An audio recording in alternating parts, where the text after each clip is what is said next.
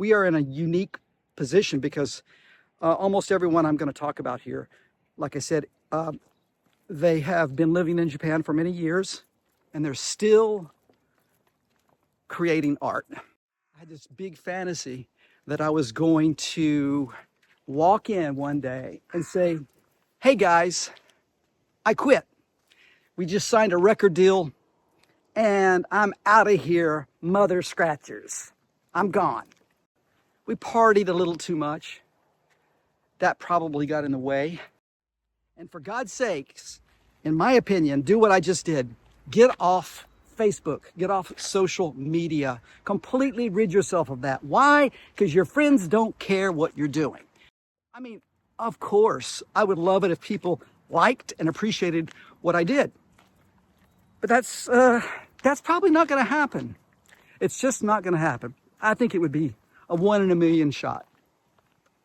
And to quote Dumb and Dumber, so you're saying there's a chance. Hello, SPICEHOG here. You don't know me.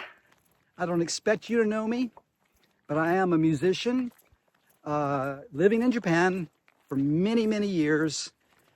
And I want to talk about my experience, but I don't want it to be just focused on me. I'm going to also talk about some artists that I know who are also Japan-based and give you a little background about them. But let me just make up a promise to you right now. I'm not going to try to sell you anything. I'm not going to try to promote my music here. There will be no links in the description for myself or any of the other artists that I mentioned. So keep that in mind. The reason I decided to make this video is because yesterday I did make a promotional video for one of my songs. And I spent a while editing it. And basically I was explaining the background of the song and the lyrics and all of that. And then after I published it, I kind of looked at it and went, who gives a shit? Who's going to give a shit? And I hope it's not because the music is not good. Maybe the music's not good, but who gives a shit about me? And why would they? Why would they care about why I wrote a song? And I deleted the video. Basically, I deleted the video that promotes the song. The song's still up if you want to find it. But it got me thinking about not just my situation, but the situation of other artists I know. We are in a unique position because almost everyone I'm going to talk about here, like I said, they have been living in Japan for many years and they're still creating art. For various reasons.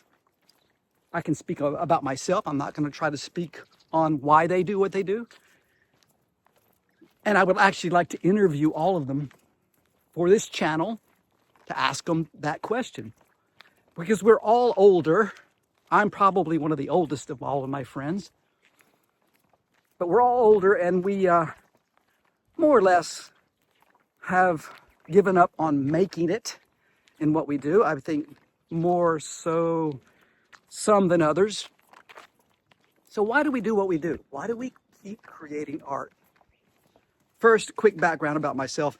I've been living in Japan, like I said, many years. And I've been doing music all of that time. First as a drummer in many bands, lots of projects, lots of albums. And then I started to branch out and do music that I wrote on my own and collaborate with others. That's been about the last 10 years. At one point, I really, really wanted to make it as a musician. This is back in the days when one of my bands was doing pretty well.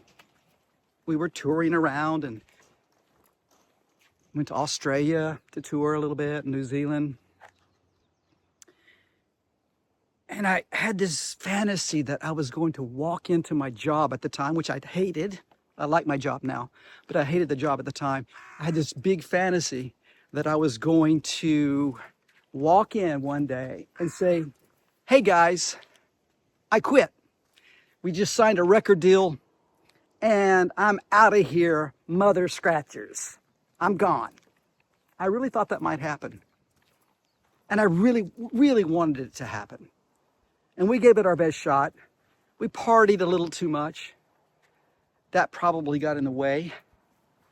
But I think we made good music. And we had our shot at it, you know? And there were other bands I felt the same way about in those days. Primarily, I would say in the 90s and early 2000s. But it didn't work out. People got on with their lives. We have families. We have to move on, right? Now, some of those people are still making music, of course, but for different reasons. No one is really, I think, trying, like I said, to make it anymore. I want to talk about some of the people that I know who are still engaged in creating art. One of them is in a band. I used to be in another band with this person. And he is making music and playing live, lots of live house gigs, and doing pretty well. I mean, in terms of having shows to do and not having to pay to play. And I have a lot of respect for him because he's still rocking out. And he's not a spring chicken. He's not as old as I am, but he's still rocking out in live houses in Japan. I want to interview him about that. I want to talk to him. I don't know how he still can do that because it exhausted me. And that's why I initially quit playing in bands. Another person I know, very interesting case. He is from Boston, but he's been in Japan many years. He took a different route. He first worked his ass off, went to Kyoto University, which was almost impossible for a foreigner to do, mastered Japanese, wrote a book in Japanese, got a really cushy, good job at a university in Tokyo. And after all of that, decided he wanted to be in a band and create music. And he's actually a good guitarist and a good songwriter. And he has now started to pursue his dream of making an album and possibly, getting some traction with his music. And I'm lucky enough to be his drummer. It's a lot of fun. He still believes in the dream, or I guess he started to believe in the dream, but he's doing it at a late age. I try to tell him, don't get too hopeful, even though your songs are great. Your band is good. I know the reality of how hard it is, especially when you get on up in age, and especially when you're creating music, which is not necessarily contemporary. Okay? He's more of an old school, which I love. That's another guy. Another person I want to talk about is not a musician, but he's an artist and a graphic designer. Does amazing work, in my opinion. And he's been at it for quite a few years. He was in Japan, he left Japan, he came back to Japan, and he's in Japan currently. And he not only does art himself, but he's also opened a gallery to promote other people's art. And he's always promoted other people's art. His mission was to develop a community of artists who could work together and sort of build up the artistic community in Osaka. I don't think he's gotten enough respect from his fellow artists for what he's trying to do, but that's just my opinion. What I mean is, he helps them out, but they don't always return the favor by helping him, promoting him, acknowledging what he's doing. And he gave it a good run, and I have a lot of respect for him for that. And I love his art. So he's a guy that's sort of on the fence now, because he goes back and forth whether he wants to keep creating art or not. And I understand that. You do it for so long, and you wonder sometimes, why am I doing this? Why am I putting all this effort into it? And I get it. but he's hanging in there, and he's a great friend. Okay, now I'd like to talk about a Japanese guy that I know, a great friend, who has played music forever, it seems like, in various projects and bands. He's had some success with one of his projects. It's not enough to make a living off of, but he's played in Fuji Rocks Festival and other places. And not only is he a great musician, but he used to own a studio that my band's played in, and then he more or less closed that down, but now he's just started up a new studio. That's a big investment. And again, the purpose of the studio is not just to make money. The purpose of the studio is to create music with people and, of course, hopefully pay the rent. And I have so much respect for him, because in this climate where more and more people are working, or let's say recording from home, it's hard to get people into a real studio, right? Actually, I'm going to cover this topic later, because I want to do a video on the remaining old school studios in Osaka. And because they're going to be gone. They're going to be gone. It's a matter of time. I would say give it 5-10 more years. There will not be any studios. So I want to document that. But anyway, this person is hanging in there as well. He's still creating music. We're doing a project together. I'm not going to promote the project, because I promised I wouldn't promote anything. And I'm not going to. But let's just say we're having a good time and we're creating music. There's another person I know who is kind of in a different category. He is actually trying to become a YouTuber, very creative guy, doing lots of YouTube videos, trying to get his channel really going. He's had some success, but he's still working at it. He's also happens to be a musician in the past, but he's an artistic guy and a very creative guy. I've actually done a video with him before. I loved what he did. So he's a long-timer in Japan as well. And finally, I have a friend who's not really a musician or artist, but he has his own radio show, and that's a creative endeavor, online radio show. And he owns his own business to sell mainly vinyl records and other rare CDs that can only be found in Japan. Great friend, been here for a long time as well. Okay, sounds like I have a lot of friends, but actually, I'm a hermit. I live out in the countryside, so I see these people occasionally, but I do keep to myself in a lot of ways. I wanted to highlight all of these people because there's one thing we all have in common, and that is we are still creating. We're still doing art in some capacity. And again, some of us are still trying to so-called make it to some degree, but that's not the real reason that most of us do it. And that's not the reason that I do it either. I mean, of course, I would love it if people liked and appreciated what I did. But that's probably not going to happen. It's just not going to happen. I think it would be a 1 in a million shot. And to quote Dumb and Dumber, so you're saying there's a chance.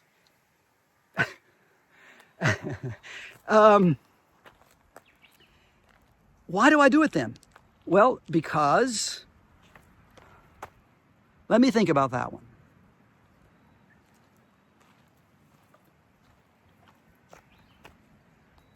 Okay, I thought about it. I'm compelled to do it. I'm compelled to create. Sounds pretentious, but it's true. I finish work on a Friday, for example, and I start working on music. And I sometimes lose myself completely. And next thing I know, it's 4 a.m, and I'm still working on a mix or a recording, and I'm obsessed. And you know what? It helps me mentally to get through life. I'm not saying I have a bad life. I'm just saying I've gone through many things and many situations with myself and my family. And just like anyone else, everything's not rosy, okay? And sometimes the only thing that has gotten me through, I feel, here comes a guy on a motorcycle, I think. No, okay. Sometimes I feel the only thing that has helped me keep going is creating music. Used to be fiction writing. Before that was playing in bands. Now it is more of me sitting down and with my very fundamental, rudimentary skills. I don't even know what I would call them, skills. Writing songs. And then, of course, trying to get collaborators to help me out and that kind of thing. But again, I'm not going to talk about my music. No links, no promotion. That's as much promotion as you're going to get. But let's just say that I do it for myself. My philosophy is do it for yourself, but share it anyway, right? What do you have to lose? And try your best not to look at how many likes you got. And for God's sakes, in my opinion, do what I just did. Get off Facebook, get off social media, completely rid yourself of that. Why? Because your friends don't care what you're doing. I know it sounds cynical, but I don't think your friends really care. If they cared by now, they would have given your music and your art some love. They would have shown that appreciation. But maybe they listen to it and maybe they go, it's not for me. Why would you depend on people to support you? Especially, and this is important, especially when you're not supporting them. I don't go on Facebook and go, oh, wow, this person created this song. I don't really like it, but I'm going to say it's great and I'm going to share it. I don't do that. I go online, I see something else someone created. It's okay. I'm not going to say, great job, love what you're doing, keep doing it. Why? That's not what I feel. And they're probably doing the same thing with what I do. And it hurts. It hurts, but it's the truth. Or maybe they're not even watching it, or watching the video, or listening to the music. Maybe they're not even bothering. That's also possible. They might look at it and go, oh, there is SPICEHOG doing another project, probably the same as he's always done. Okay. Or it's possible that they're slightly jealous. Okay. Not in the quality of what I'm doing, but they might be thinking, oh, he's still putting out art and music, and I'm not doing anything but watching cat videos and commenting on political situations, and I want to be creative too, but I don't have anything to say. Okay, probably crossed the line there with that, but let's see if I keep that in the video.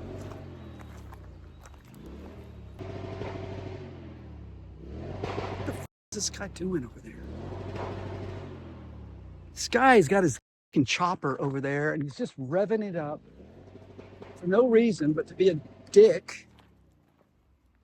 Okay. Sorry.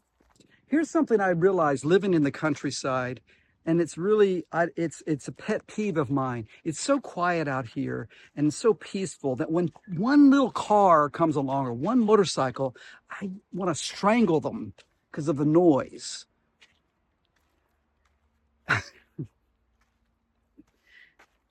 I think my dog's thirsty. I got to take a dog break. Dog break. I've been walking my dog during this time. I got to give Mia some love in this video. Dog break. It's always good for likes and hits on YouTube to have a dog in there. So there's my dog. Maybe I should use that as a thumbnail to get people in.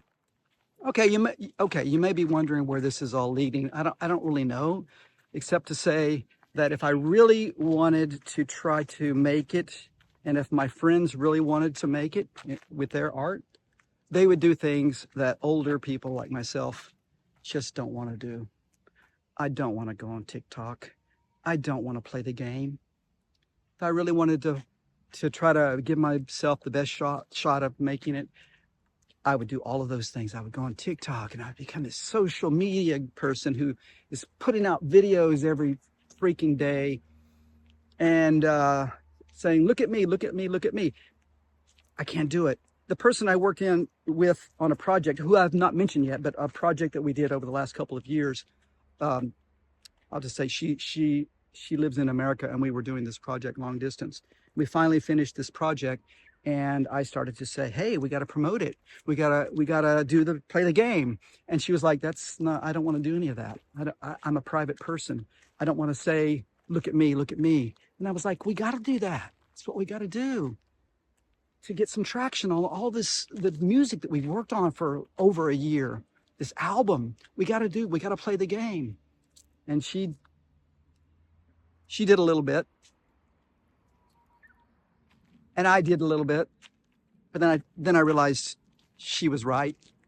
She was right. Why do something that's not true to yourself to try to beg people to like what you're doing?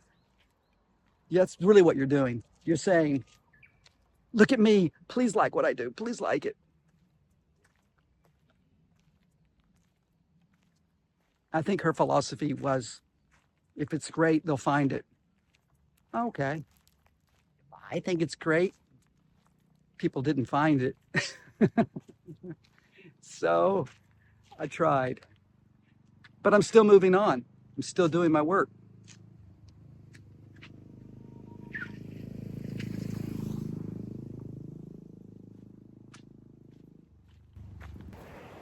So guys, that's about it. I want to go deeper into this topic.